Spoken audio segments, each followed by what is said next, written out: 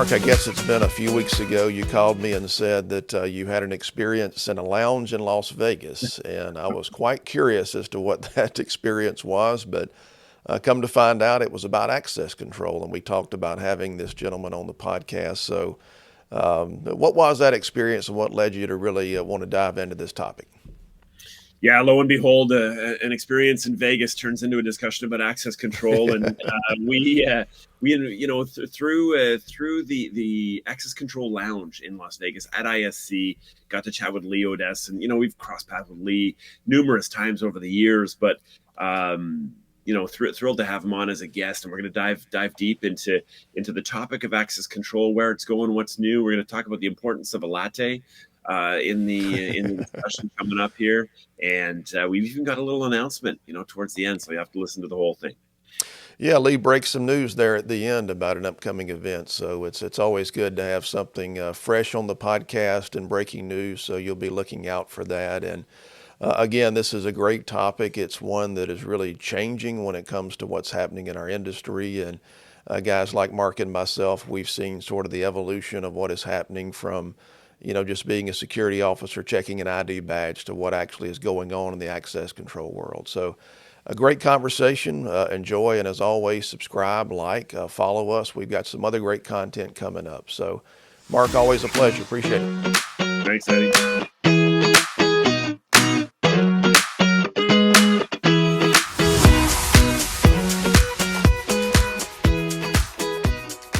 When we started this little journey, Mark, one of the topics that we put down on our list was access control. And we also talked about having people from around the world. So we're joined by someone who's actually in London. We had already asked him, was he there for the coronation? So we missed that by a couple of days. But access control is a big topic in security. And we got a great guest today to really dive into that. So Mark, who do we have the pleasure of chatting with today?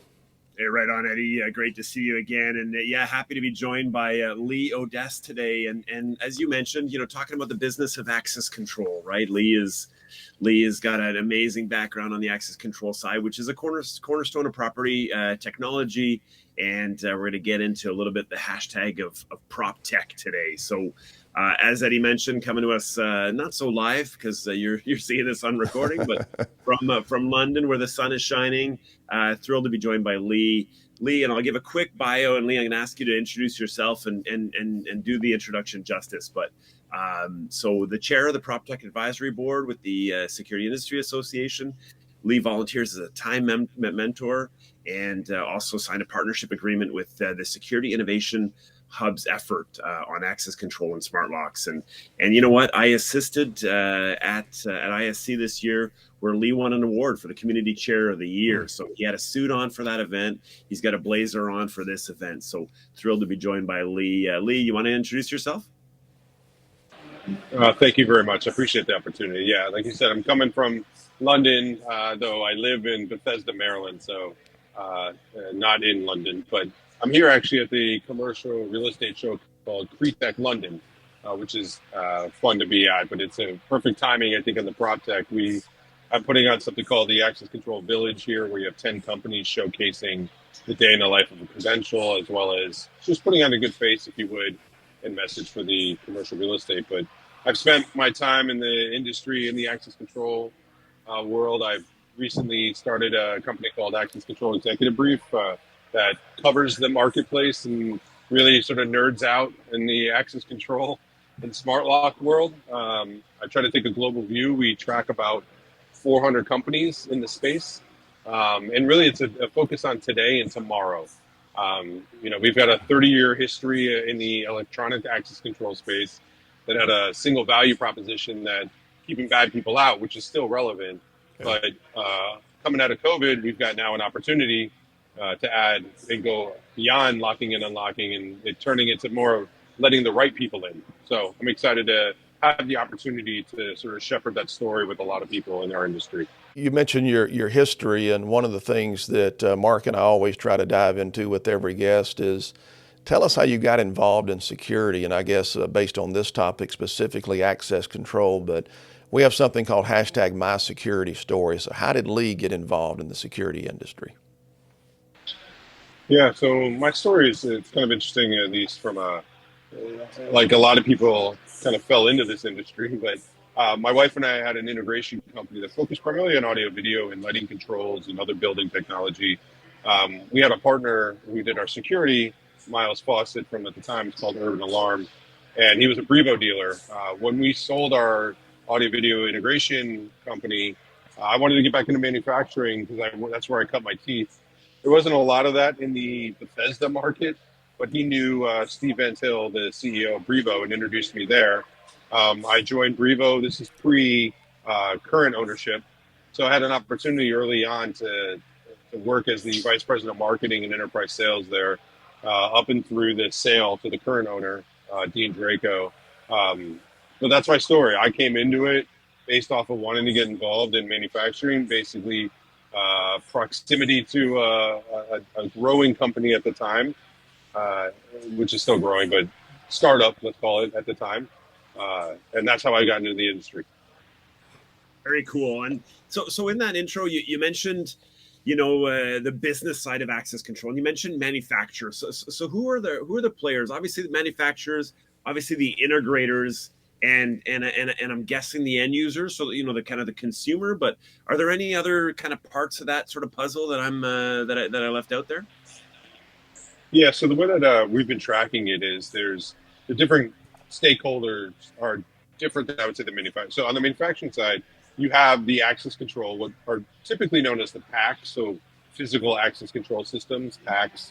These are your software companies that historically have been the ones that bring together the locks and the readers and all the disparate parts, and then they sell that system to an integrator who sells it to an end user.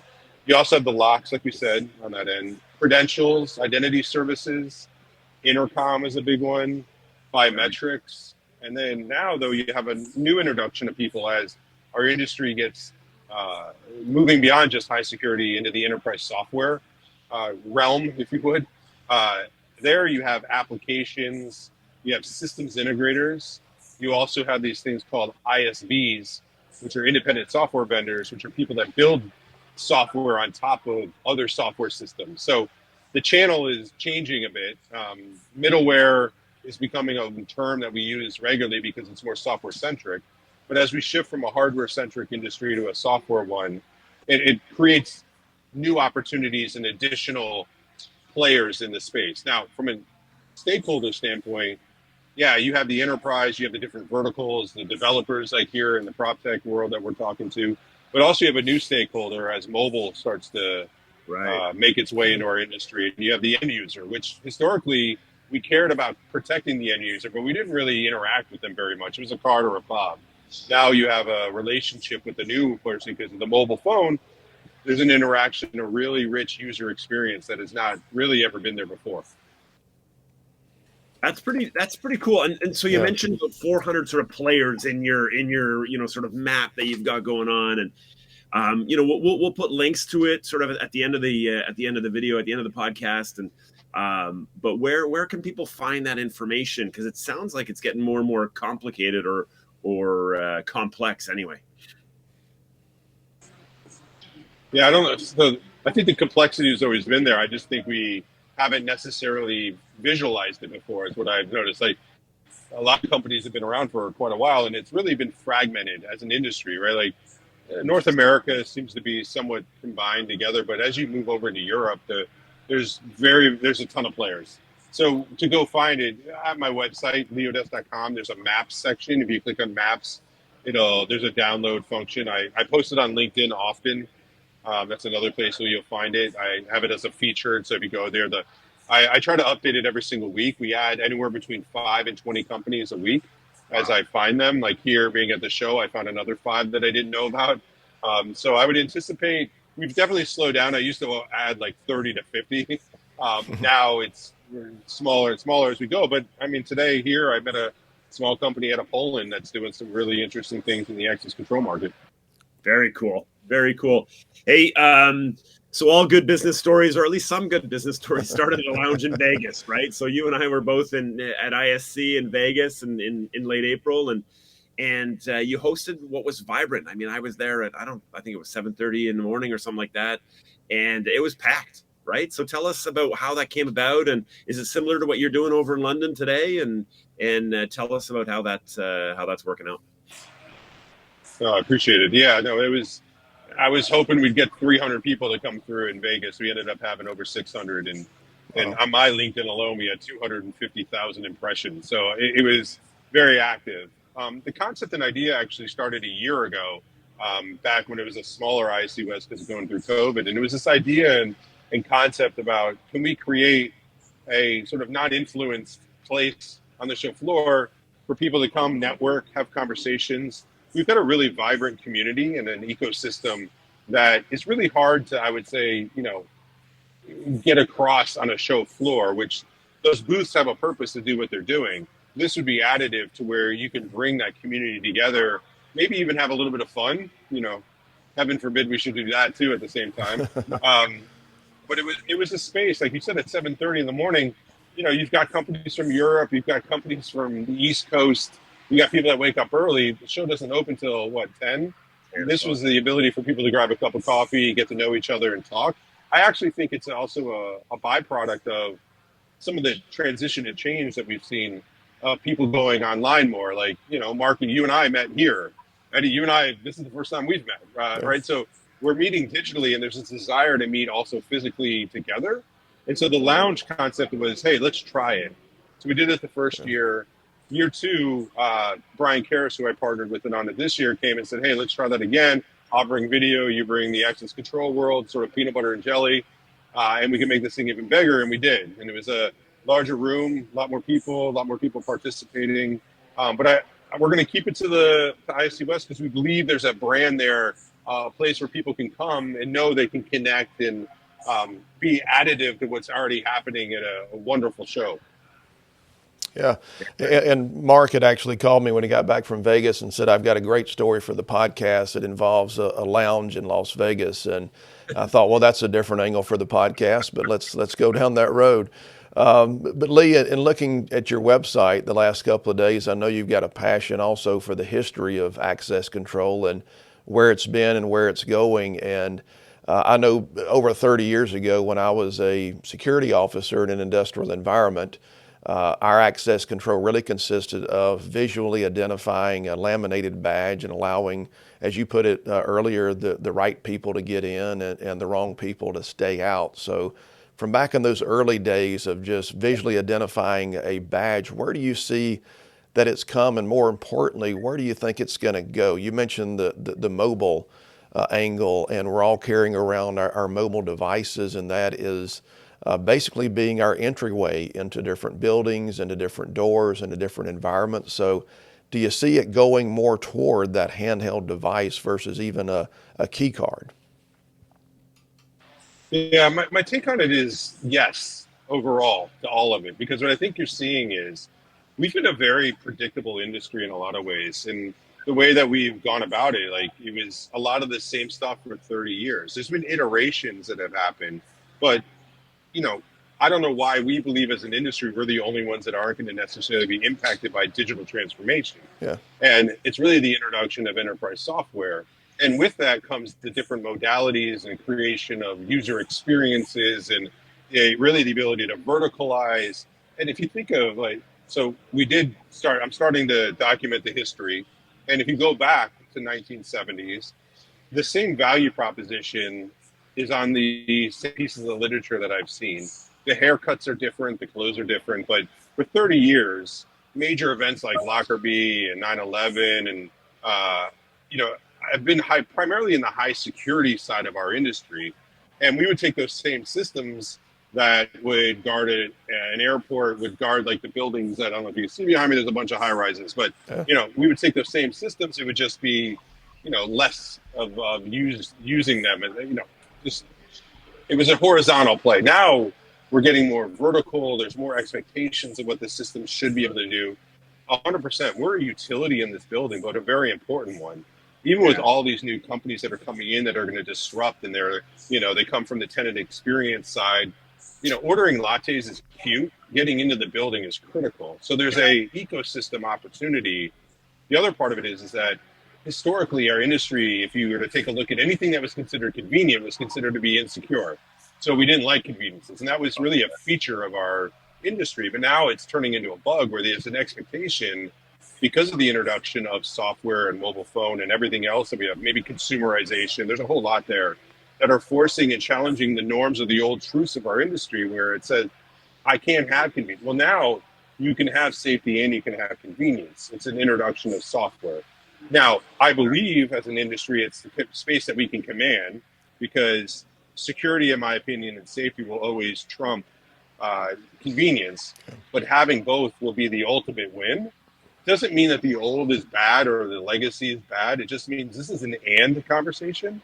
There's more opportunity. That high security marketplace is by Omdia is a $10 billion defined marketplace of high security globally. When we did the math of what opportunity opens up by utilizing enterprise software, it was a $70 billion opportunity built off of that 10. So this is, I mean, it's very rare that you get to be in an industry at an inflection point, and we're in the middle of one. Yeah. And it's an additive conversation that is going to be mobile, it's going to be biometrics, it's going to be cards, it's going to be fobs, it's going to be all that stuff. We're just going to be able to apply the proper technology to the proper use case.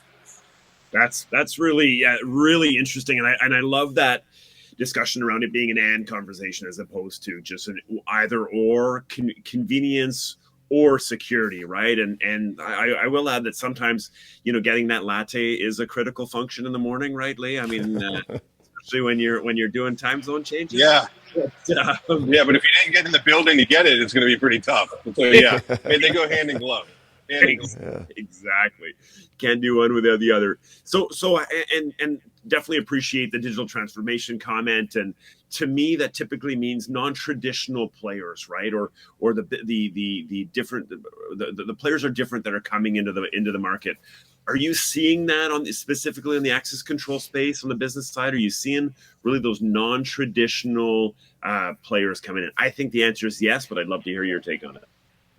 Yeah, this is where I talked about before. Our industry was pretty predictable. We knew who the players were, and you built a company up. You got it to a certain size, and you hope that Assa Abloy or somebody would buy it. Like that was the known players, the known entities. Now all of a sudden, because the market's expanded from this sort of cottage industry of high security to a mainstream one around enterprise software that includes high security, it is introducing new investment, new players, new opportunities.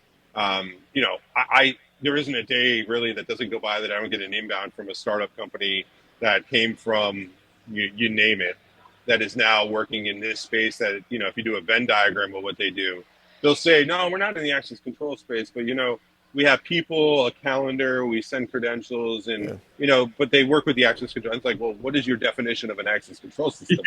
There's a Venn diagram of it. But they're usually focused on a different aspect that interplays with our industry. And I don't see that slowing down. Now, I do believe we're getting close to a point of consolidation in some of these areas, especially as certain verticals like multifamily and residential.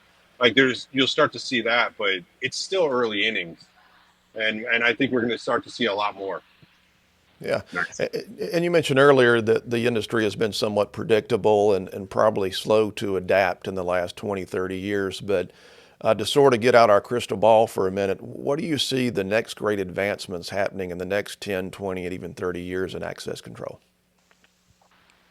Yeah, so I would start off with the use cases of how the application of access control. So I think we're going to quickly move to hybrid, first of all. Yeah. And if you look at cloud and mobile, it's actually more about cloud computing and mobile computing and the architecture of the system.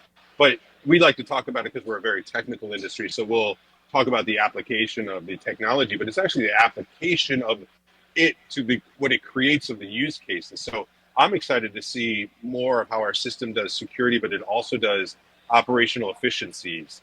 It plays in the revenue generation for these buildings. I think the identity side of this is super interesting of what's going to happen as we separate the identity from the credential and we allow that opportunity to sort of go into other things like, expanding beyond the building. We saw that coming out of COVID where, instantly everybody came a visitor and you had health attestation. So now like the expansion of the building beyond is interesting to think about what it could do. And, we're getting to that sort of ubiquitous play of I go from my home to my car to my office, the gym, whatever it might be. And there's sort of a known experience because I show up, express who I am, and it knows how to respond to it, and knows whether I should be there or shouldn't, whatever the policies are for that building. So I think about that.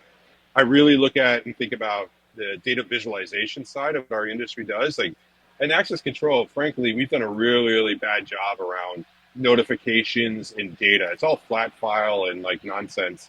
We haven't invested, but you're starting to see a lot of companies start, like a company like Hakamo, for instance, which they're doing a lot when it comes to taking what is data that's already there, but expressing it and automating it and doing a whole bunch of things.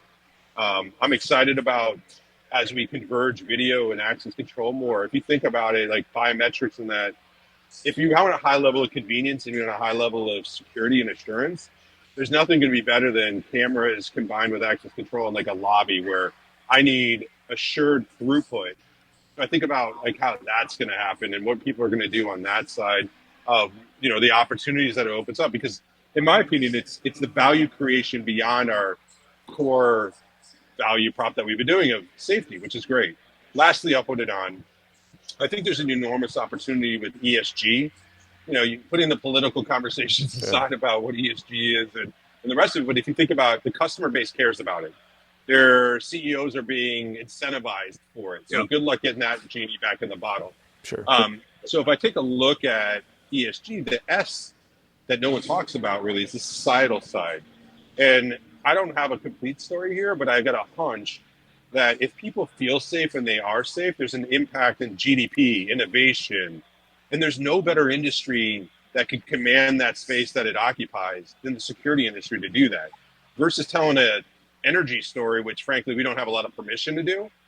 We have an enormous opportunity when it comes to the S part of this. And I think about that and all the new people coming in mixed with the older people that have been in our industry. And I get excited about what we've got ahead of us. That is, you know, I think it'll be a very different industry than the past 30 years. I think we, you know, a $10 billion industry actually can be a $100 billion industry because of the societal impacts that we can make with our products. It's just a different story that we need to tell. I love it. I love it, Lee. And it's pretty amazing how you can make it into a access control into an exciting industry, right? It really kind of drives into what the future is. You can feel the passion. So with that, what's next for Lee? Like, what are we going to see from you, and when are we going to see you next? Is there going to be a lounge at GSX? Can you say yet? You know, tell us what's up. Yeah, no, we're going to keep the lounge to the ISC West. I'm doing the Village here. I just did the access control executive brief theater at the security event in Birmingham. So it's really activating more opportunities to tell stories with the companies and bringing them together. I really would like to show a collective voice as an industry of our point of views of where things are going, and then everybody can individually tell their story. So I'm going to continue to do that, continue to do the writing. I've got my own event coming up called the Access Control Summit, called ACS. I haven't really announced it, so I don't know, I'm breaking it here, I guess. In June, we're going to do that, bring the industry together to tell a story about different topics. Single day. I've got a bunch of the CEOs of our industry coming together to do that. The Security Innovation Hub. I really would like to build this out into a think tank, content creation that represents the access control and smart lock industry as a whole, and work with the different companies to tell a richer story so that we can increase adoption, increase value. And I'm going to continue to do that. Love it. Great. That's awesome. Yeah. It's always good to end on a breaking news story there. So be looking out for that event coming up. Sounds very exciting. And Lee, once again, where can people find out more about you and what's going on in the industry? No, thank you. Go to Lee Odess at LinkedIn or leeodess.com, my email, my name on the website. So try to make it easy. Great. Well, we'll include that link here in the video and certainly in the podcast as well. So exciting times for access control. And as Mark said before, most people would not imagine making that a very exciting topic, but I think there's some big things coming, and there's going to be a lot of transformational things happening in the security industry and specifically access control. Hey, thanks a bunch, Lee. Absolutely. Really appreciate you joining us, man. No, thank you for the opportunity. I appreciate what you two do. Telling stories like this and getting the word out is extremely important for our industry. So thank you for doing what you do. Great. Well, enjoy London. Thanks so much for the chat. All right. Thank you.